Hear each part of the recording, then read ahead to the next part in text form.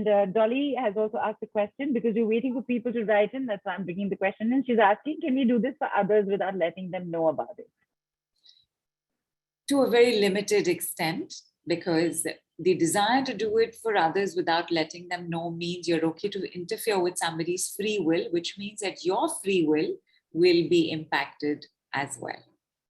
It's an unhealthy boundary to assume you know better than somebody else, no matter what their state of suffering. As much as possible, please wait for a request. The exceptions are babies, infirm people, people on ventilators or wheelchairs or paralysis that does not allow them to make these requests healthily, pets, plants, earth, sky. They are the exceptions. But if they're fully functioning adults, then some introspection is required. I do understand where Dolly is also coming from, because everybody can experience firsthand right now what's happening, like 1 minute, and then that desire to want to do it for everybody. Correct. Correct. So, and I'm going to come there, including with the question that was asked. You're going to see perfectly normal desire, because the first thing we want to do is share it with our family and then with our friends.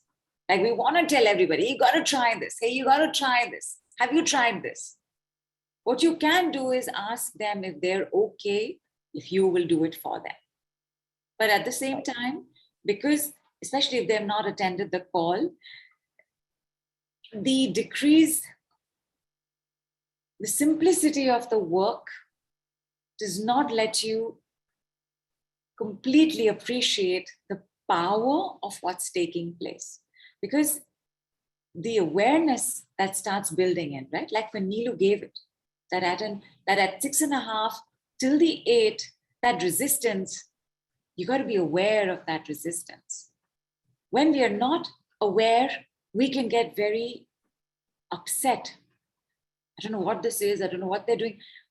Many, many years back, a friend of mine wanted to join the healing arts. She was chatting with me about it. And then one night, I had gone to bed, normal, regular time. And I think I woke up at around 12:45.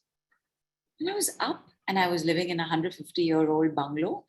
So sometimes these little nudges I would sense. So I said, okay, what is going on? Wide awake. I put the light on. 1:30, 3:30, 4:30. I'm wide awake. Next morning, my friend sends me a text saying we were practicing energy work, and I thought that it would be amazing if I did something for you. Her heart is in the right place, but I have lost a night of sleep. Zombie the next day.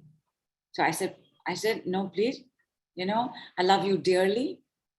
You thought of me, and I know that you thought of me in a good way, that you wanted me to receive something, but you have to ask my permission. I will always say yes, but you have to ask my permission.